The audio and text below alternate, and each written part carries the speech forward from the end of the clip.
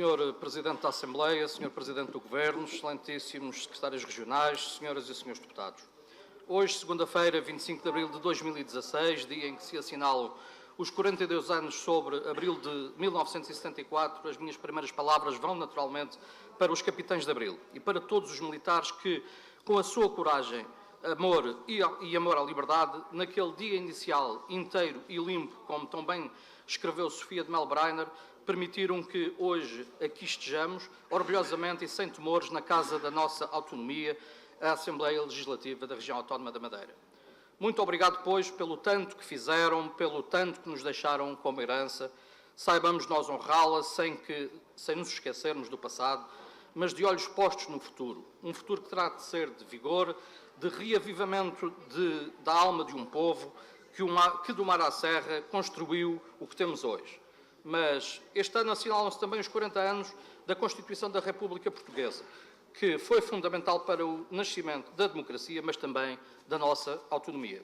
Se é certo que deverá, num futuro muito próximo, ser beneficiada, melhorada e adaptada aos novos desafios que se nos toparam no país e no mundo, importará no presente cumpri-la, sermos fiéis aos seus ideais e fazendo com que se cumpra a sua missão, indo mais além dos direitos, liberdades e garantias, que seja mensageira de um futuro auspicioso que inspire os portugueses, onde se incluem inexoravelmente os madeirenses e porto-santenses, mesmo que isso muito custe a alguns velhos do Atlântico.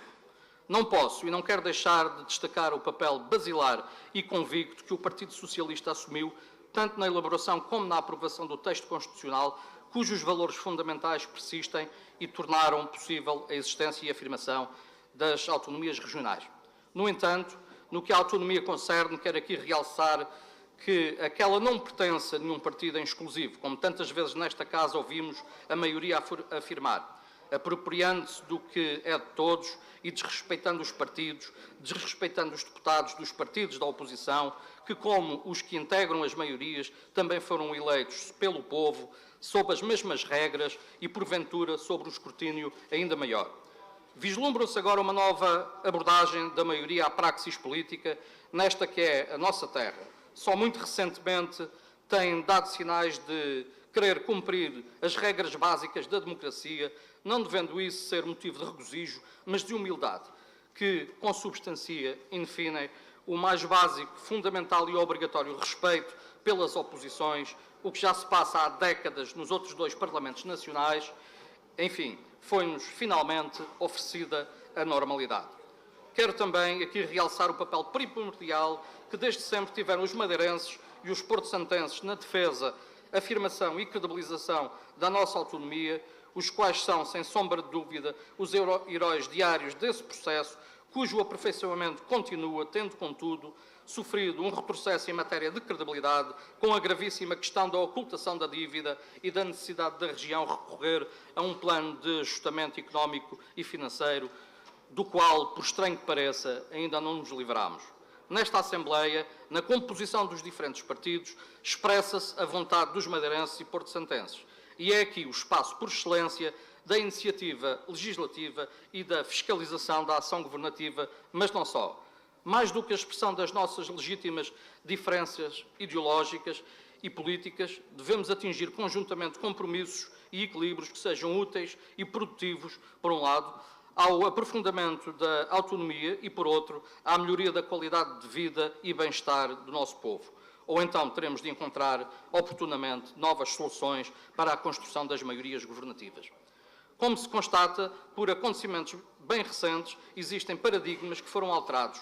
O nosso sistema parlamentarista deu-nos recentemente ensinamentos de que se não pode dormir à sombra da bananeira, que as maiorias parlamentares, emanadas pela maior parte dos votos dos portugueses, podem ter mais força do que qualquer maioria relativa obtida por qualquer força partidária, e essa realidade poderá, num futuro muito próximo, ser igualmente transponível para a nossa realidade regional.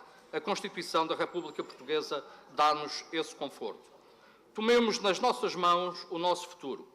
Definamos objetivamente as estratégias que nos tirem do fundo do poço, onde as sucessivas governações regionais dos últimos 40 anos nos atiraram, para que o povo não morra à espera. Construir o futuro é honrar Abril. O estado de graça do Governo Regional já está mais do que terminado. Após um ano de governação, o balanço é claramente decepcionante. A governação do Dr. Miguel Albuquerque tem sido um rol de promessas, a cada dia que passa, um rol de desilusões, e espero que no final do mandato não tenha sido um rol de mentiras. Todos sabemos que Roma e Pavia não se fizeram num dia, mas a boa das verdades é que os madeirenses e porto-santenses não suportam mais o adiamento das suas vidas, o desemprego das suas famílias, a imigração dos seus filhos. É necessário e urgente um golpe de asa que inflita este rumo ao abismo que o PSD persiste em trilhar. A região e o seu povo precisam de uma ruptura com a austeridade que Passos Coelho aplicou e que Albuquerque também adotou. Sem sombra de dúvida, devem ser repostas as condições financeiras, económicas, sociais e fiscais do período antes do Programa de Ajustamento Económico e Financeiro, que já terminou em 31 de dezembro último. Terminou, dizia eu, em 31 de dezembro último, embora tudo continue mais ou menos na mesma, basicamente os mesmos impostos, que são um autêntico garrote ao nosso desenvolvimento, ao futuro do nosso povo, garrote que entorpece a economia e que reflete a miopia política deste Governo. Por conseguinte, urge ir mais longe quanto ao desagravamento fiscal das famílias e das empresas, porque o que as estatísticas demonstram é que a Madeira e o Porto Santo vivem uma depressão económica e financeira sem precedentes, com uma taxa de desemprego mais elevada do país e uma imigração não contabilizada, mas que certamente andará em níveis de há 50 ou 60 anos. Com uns pais e avós a verem emigrar uma geração jovem e bem preparada e outros pais e avós a sustentarem com as suas parcas reformas os filhos e netos que ficam. Esta é a prova do falhanço das políticas austeritativas que o país adotou entre 2011 e 2015 e que a região quer perpetuar, caso para dizer que não basta renovar, é preciso mudar. O que os madeirenses e porto-santenses querem e precisam é da reposição do subsídio de insularidade, de acréscimos às pensões de reforma, diminuição de todos os impostos para valores antes do PAF, por contrapartida de uma correta e verdadeira renegociação das rendas das parcerias público-privadas que desonere o orçamento regional, libertando recursos para esses setores que se encontram em prolongado estado de agonia. Precisamos que sejam alocados mais meios financeiros ao setor da saúde, para que possamos ter uma taxa, ou melhor, uma redução das listas de espera para consultas e cirurgias, para que não faltem medicamentos, para que para que possam ser contratados mais médicos, mais enfermeiros, mais pessoal auxiliar, para que possamos ter uma assistência na doença compatível com os infindáveis descontos que nos são feitos. A economia regional está emperrada, o desemprego atinge níveis catastróficos, não tem havido incentivos fiscais nem apoios financeiros que contribuam para uma visível mudança da situação, para que se vislumbre no horizonte uma qualquer que seja retoma económica. Continuam os favorecimentos dos grupos económicos, mesmo que seja pela passividade e inoperância, pela falta de vontade de experimentar novas soluções. Os portos continuam na mesma. A linha férrea para o continente não desencalha.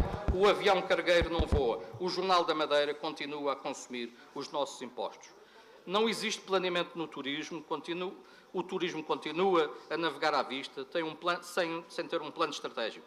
O Sistema Regional de Saúde definha a olhos vistos, mergulhado numa permanente confusão, inoperância e ineficiência, com os serviços a não responderem nem às expectativas, nem às necessidades da população. A falta de dinheiro de agora contrasta com o regabof de outrora. As pessoas da Madeira e do Porto Santo continuam à espera do essencial. Estão fartas de mera cosmética. Estão desiludidas com a falta de soluções. Querem mais justiça e igualdade de oportunidades. Querem mais desenvolvimento.